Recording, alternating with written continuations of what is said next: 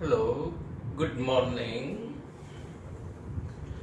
Chapter 2 માં last question,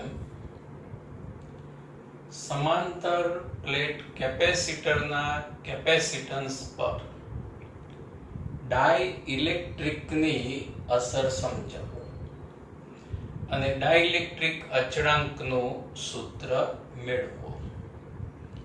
વિદ્યાર્થી મિત્રો, આપણે જો આગળ થિયરીની વાત કરીએ તો ડાઇલેક્ટ્રિક પદાર્થ, અવાહક પદાર્થને ડાઇલેક્ટ્રિક પદાર્થ કહે છે. હવે ડાઇલેક્ટ્રિક પદાર્થનો સ્ટડી, અભ્યાસ શા માટે જરૂરી છે? તો આપણે આ થિયરી સમજીએ પહેલા. કેપેસિટરની બે પ્લેટ વચ્ચે જો ડાઇલેક્ટ્રિક પદાર્થ અર્થાત અવાહક માધ્યમ રાખવામાં આવે તેનું કેપેસિટન્સ વધી જાય છે. વિદ્યુતભારનો સંગ્રહ કરવાની ક્ષમતા વધી જાય છે. એટલે જ આપણે આગળ ડાઇલેક્ટ્રિક પદાર્થનો અભ્યાસ કર્યો. હવે કેપેસિટન્સ પર કેવી અસર થાય એ સ્ટેપ બાય સ્ટેપ વિદ્યાર્થી મિત્રોએ સમજજો. એકદમ સહેલી થિયરી છે. પહેલા તો આપણે સમાંતર પ્લેટ કેપેસિટર, આ બે પ્લેટ વચ્ચેનું અંતર d અને પ્લેટના આડછેદનું ક્ષેત્રફળ a. અહીં પ્લસ q વિદ્યુતભાર, અહીં વિદ્યુતભાર માઇનસ q. આટલું કન્ટેન્ટ આપણે થિયરિકલ લખીએ તો એકબીજાથી d અંતરે રહેલી દરેક પ્લેટનું ક્ષેત્રફળ a હોય તેવી બે મોટી પ્લેટ ધરાવતું સમાંતર પ્લેટ કેપેસિટર ધ્યાનમાં લો. એકબીજાથી d અંતરે એ આડછેદનું ક્ષેત્રફળ ધરાવતી બે સમાંતર પ્લેટ કેપેસિટર, મોટી સમાંતર પ્લેટ કેપેસિટર ધ્યાનમાં લો. પ્લેટ પરનો વિદ્યુતભાર પ્લસ q અને minus q, plus or minus q છે અને અનુરૂપ વિદ્યુતભારની પૃષ્ઠ ઘનતા sigma is equal to q by a છે. હવે બે પ્લેટ વચ્ચેના વિસ્તારનું વિદ્યુત ક્ષેત્ર અને બે પ્લેટ વચ્ચેનો પોટેન્શિયલ ડિફરન્સ એની ચર્ચા કરીશું. તો બે પ્લેટ વચ્ચે શૂન્યાવકાશ હોય અથવા હવાનું માધ્યમ હોય તો વિદ્યુત ક્ષેત્ર E0 is equal to sigma 0 upon epsilon 0.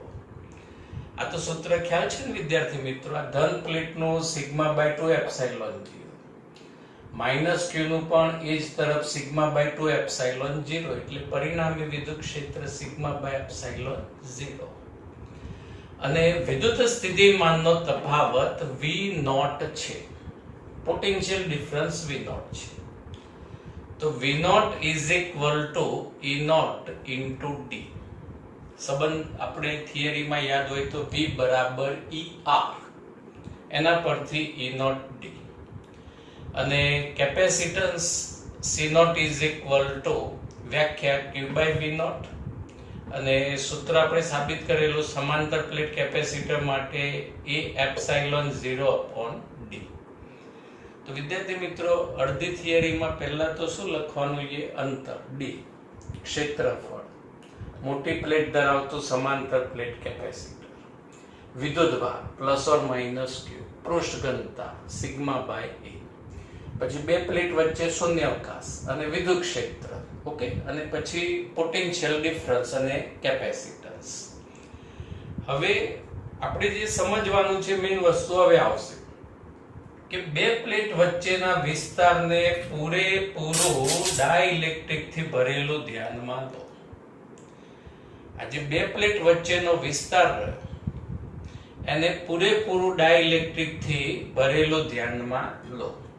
હવે વિદ્યાર્થી મિત્રો, આપણે આગળ અધ્રુવીભૂત પદાર્થનું ધ્રુવીભવન અને ધ્રુવીય પદાર્થનું ધ્રુવીભવન આગળ સમજેલા.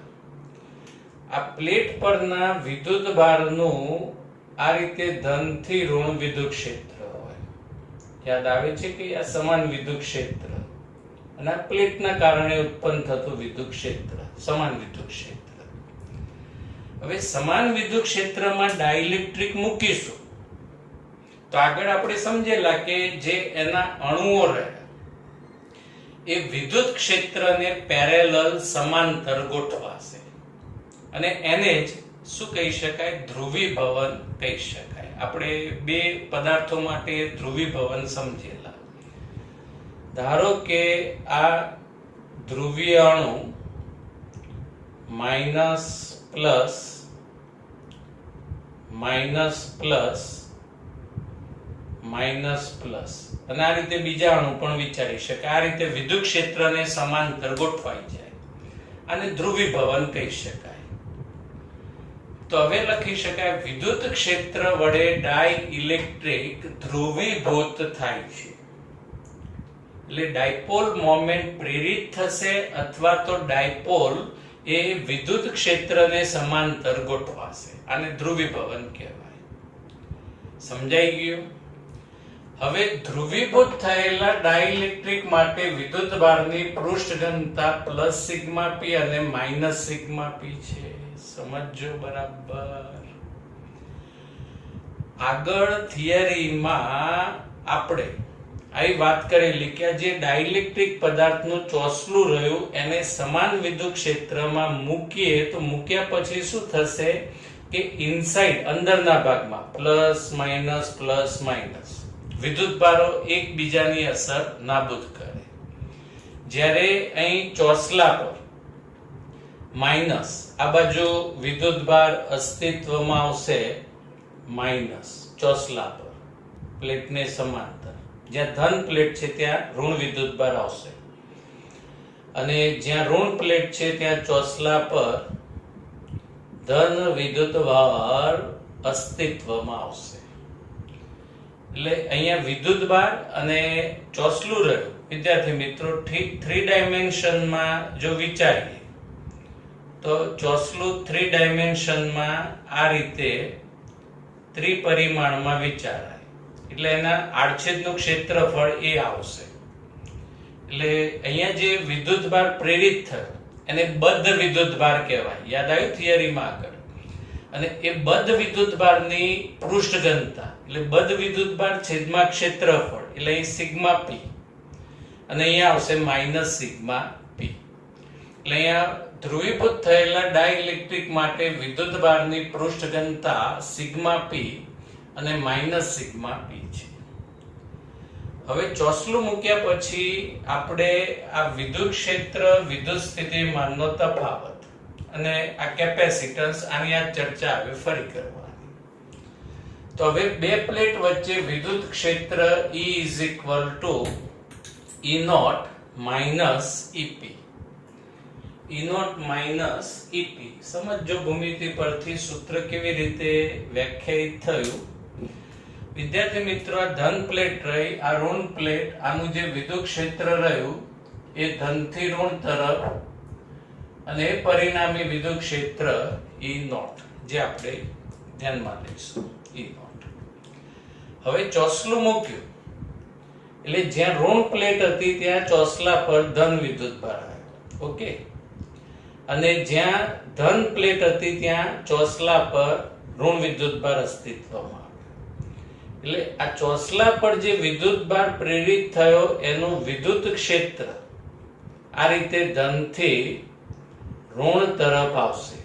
ધનથી ઋણ તરફ આવશે અને આ વિદ્યુત ક્ષેત્રને EP વડે દર્શાવીએ. એટલે પ્લેટનું વિદ્યુત ક્ષેત્ર જમણી તરફ છે E0 અને ચોસલાનું વિદ્યુત ક્ષેત્ર ડાબી તરફ છે EP.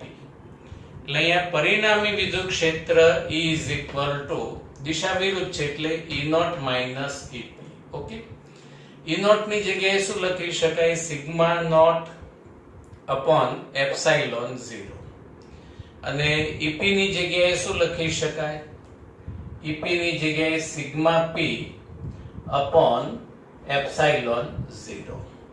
Sigma p upon epsilon 0. હવે વિદ્યુત સ્થિતિમાનનો તફાવત સૂત્ર તો આના જેવું જ આવશે. V = ED. અને વિદ્યુત ક્ષેત્ર E ની જગ્યાએ sigma naught minus sigma P એટલે કિંમત upon E naught into D. પછી અહીંયા એક ઇમ્પેરિકલ રિલેશન છે, આનુભવિક સંબંધ છે. આ સંબંધ આપણે આ રીતે ડાયરેક્ટ જ યાદ રાખવો પડશે કે રેખીય ડાઇલેક્ટ્રિક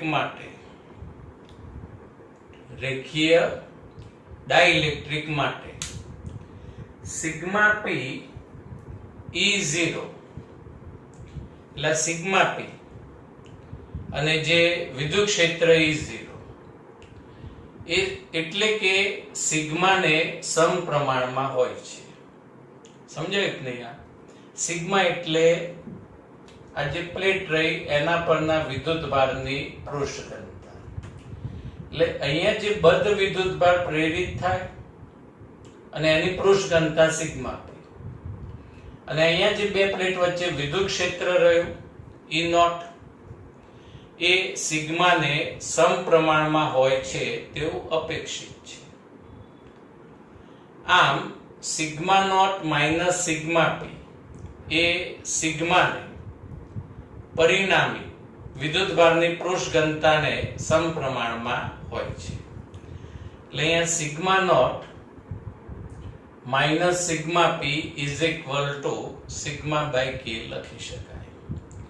હવે આ જે રિઝલ્ટ રહ્યું, આ જે સમીકરણ રહ્યું V is equal to sigma naught minus sigma P, એની જગ્યાએ આનુભવિક સંબંધ શું આવશે? સિગ્મા બાય કે.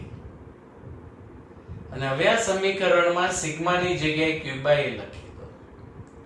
એટલે અહીંયા q બાય a.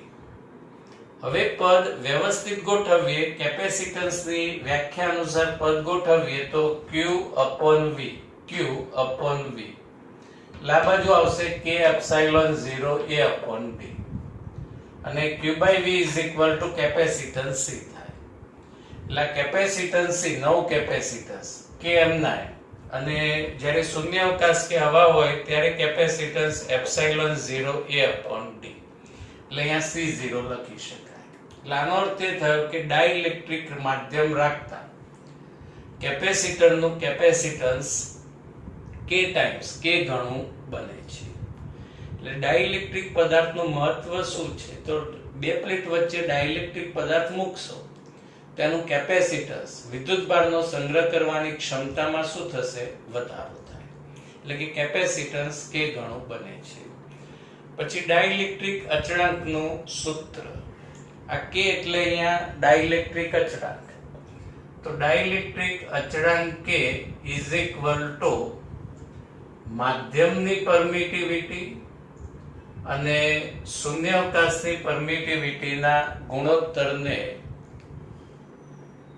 ડાઇલેક્ટ્રિક અચળાંક કહે છે. અને આ ડાઇલેક્ટ્રિક અચળાંક એકમ રહિત, પરિમાણ રહિત છે. તો વિદ્યાર્થી મિત્રો, આ થિયરીમાં અહીંયા આ જે આનુભવિક સંબંધ રહ્યો એ તમારે ખાસ ધ્યાનમાં રાખવો પડશે કે ચોસલું મૂક્યા પછી આપણે વિદ્યુત ક્ષેત્ર, પછી પીડી, અને આ પીડી ના સૂત્રમાં sigma naught minus sigma P ની જગ્યાએ સિગ્મા બાય કે સંબંધ, આનુભવિક સંબંધ લખી કેપેસિટન્સ C બરાબર k ટાઈમ્સ C0 વ્યાખ્યાયિત કરી શકાય છે. હવે આપણે ડાઇલેક્ટ્રિકની કેટલીક અન્ય ભૌતિક રાશિઓ પર થતી અસર સમજીએ, જે તમારે એક્ઝામ્પલ અને VSQ MCQ માટે આ રિલેશન, આ સંબંધ તમારે યાદ રાખવા પડશે. સમાંતર પ્લેટ કેપેસિટર માટે કેપેસિટરની બે પ્લેટ વચ્ચે k ડાઇલેક્ટ્રિક અચળાંક ધરાવતો માધ્યમ દાખલ કરીએ. કેપેસિટરની બે પ્લેટ વચ્ચે k ડાઇલેક્ટ્રિક અચળાંક ધરાવતું માધ્યમ દાખલ કરીએ અને બેટરી, બે ઓપ્શન વિચારીએ, દૂર કરીએ અને જોડી રાખતા. માધ્યમ દાખલ કરી બેટરી દૂર કરીએ, એ પરિસ્થિતિમાં રાશિઓના મૂલ્ય અને બેટરી જોડી રાખીએ ત્યારે રાશિઓના મૂલ્યમાં શું ચેન્જીસ આવશે સ્ટેપ બાય સ્ટેપ સમજીએ. જ્યારે હવાનું માધ્યમ હોય ત્યારે કેપેસિટરની પ્લેટ પરનો વિદ્યુત ભાર Q છે. હવે તમે કેપેસિટરની બે પ્લેટ વચ્ચે ડાઇલેક્ટ્રિક માધ્યમ રાખો અને બેટરી દૂર કરી દો. હવે બેટરી વિદ્યુત ભારને સપ્લાય કરે છે, વિદ્યુત ભાર આપે છે. હવે બેટરી દૂર કરી એટલે વિદ્યુત ભાર એટલો ને એટલો જ રહેશે, Qdex = Q.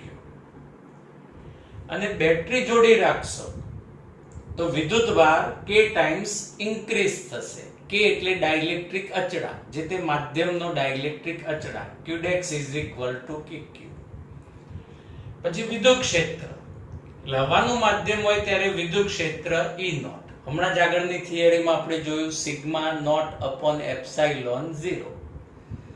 હવે માધ્યમ મૂકીએ એટલે વિદ્યુત ક્ષેત્ર એ અગાઉના વિદ્યુત ક્ષેત્ર કરતા કેમાં ભાગનું બની જાય છે. સંબંધ ખાસ યાદ રાખજો. જૂના સિલેબસમાં આની સાબિતી હતી, પણ નવા સિલેબસમાં આની સાબિતી નથી. અને વિદ્યુત ક્ષેત્ર ઘટવાનું કારણ વિદ્યાર્થી મિત્રો, આજે કેપેસિટરની બે પ્લેટ, અહીંયા ધન પ્લેટ, ઋણ, આનું વિદ્યુત ક્ષેત્ર ધનથી ઋણ એટલે જમણી તરફ, અને વચ્ચે આપણે ડાઇલેક્ટ્રિક પદાર્થ મૂકીએ તો અહીંયા અસ્તિત્વમાં આવશે ધન, અહીંયા અસ્તિત્વમાં આવશે ઋણ. હમણાં જ જોયું તો આપણે સિગ્મા પી લખેલું અહીં માઇનસ સિગ્મા પી. એટલે આ ચોસલાનું વિદ્યુત ક્ષેત્ર ધનથી ઋણ એટલે વિરુદ્ધ દિશામાં, આને આપણે E0 અને આ વિદ્યુત ક્ષેત્રને EP ગણેલું. અને યાદ હોય તો સૂત્ર શું લખેલું? E = પરિણામી ક્ષેત્ર E0 - EP. એટલે વિદ્યુત ક્ષેત્ર ઘટે એટલે કેમાં ભાગનું થાય. અને બેટરી જોડી રાખશો તો વિદ્યુત ક્ષેત્ર E = E0. વિદ્યુત ક્ષેત્રમાં ફેર પડશે નહીં. કેપેસિટન્સ C0 હવાનું માધ્યમ હોય ત્યારે કે ડાઇલેક્ટ્રિક અચળાંક ધરાવતું માધ્યમ મૂકીશું તો કેપેસિટન્સ K ગણું થાય, જે આપણે સાબિત કર્યું. અને બેટરી જોડી રાખશો તો પણ કેપેસિટન્સ K ગણું થશે. વિદ્યુત સ્થિતિમાન V0. તો બેટરી દૂર કરીએ તો નવું વિદ્યુત સ્થિતિમાન અગાઉના સ્થિતિમાન કરતા કેમાં ભાગનું બને છે. અને બેટરી જોડી રાખશો તો સ્થિતિમાન V = V0 રહેશે. આ સંબંધ સાબિત કરવો હોય તો કરી શકાય. ધારો કે હવાનું માધ્યમ હોય, હવાનું માધ્યમ એટલે V0 = E0D. હમણાં જ આગળની થિયરીમાં લખ્યું. હવે ડાઇલેક્ટ્રિક માધ્યમ માટે V = ED, રાઈટ? હવે E = શું લખી શકાય વિદ્યાર્થી મિત્રો? Yes, E0/K. અને E0 * D ની જગ્યાએ શું લખાય? V0. એટલે V0/K. સમજાઈ ગયું? અને બેટરી જોડી રાખશો ત્યારે PD, પોટેન્શિયલ ડિફરન્સ = V0. સંગ્રહિત ઊર્જા હવાનું માધ્યમ હોય ત્યારે ધારો કે U0 છે, તો બેટરી માધ્યમ મૂકી બેટરી દૂર કરીએ ત્યારે સંગ્રહિત ઊર્જા = U0/K. અને બેટરી જોડી રાખીશું તો ઊર્જા વધતી જવાની છે એટલે સંગ્રહિત ઊર્જા Udex = અથવા U = K U0 લખી શકાય. એટલે બધા રિલેશન વિદ્યાર્થી મિત્રો તમારે MCQ માટે અને એક્ઝામ્પલ માટે યાદ રાખવાના. હવે આના પર એક સ્વાધ્યાયનો એક્ઝામ્પલ 30, એડિશનલ એક્ઝામ્પલ 30 આપણે સમજીએ. એક ગોળાકાર કેપેસિટર, સ્ફેરિકલ કેપેસિટર ની અંદરની ત્રિજ્યા 12 સેમી અને બહારની ત્રિજ્યા 13 સેન્ટીમીટર છે. બહારના ગોળાનું અર્થિંગ કરી દીધેલું છે અને અંદરના ગોળા પર 2.5 માઇક્રોકુલમ વિદ્યુત ભાર આપેલ છે. હવે બે સમકેન્દ્રીય ગોળાઓની વચ્ચેના અવકાશમાં 32 ડાઇલેક્ટ્રિક અચળાંક ધરાવતું પ્રવાહી ભરી દેવામાં આવે છે. તો કેપેસિટરનું કેપેસિટન્સ શોધો. તો વિદ્યાર્થી મિત્રો 32 ડાઇલેક્ટ્રિક અચળાંક ધરાવતું માધ્યમ ભરવામાં આવે છે, એટલે નવું કેપેસિટન્સ C ડાઇલેક્ટ્રિક અચળાંક K ઇન્ટુ C0 લખી શકાય. હવે C0 એટલે ગોળીય કેપેસિટરનું કેપેસિટન્સ, સ્ફેરિકલ કેપેસિટરનું કેપેસિટન્સ. લાસ્ટ લેક્ચરમાં જ તમને 3 સૂત્ર યાદ રાખવાના કહેલા. તો અહીંયા ગોળીય કેપેસિટર માટે R1 R2 upon K bracket R1 minus R2 C0 ની સૂત્ર, C0 નું સૂત્ર ઉપર ત્રિજ્યાનો ગુણાકાર K સમપ્રમાણતાનો અચળાંક બ્રેકેટ R1 minus R2.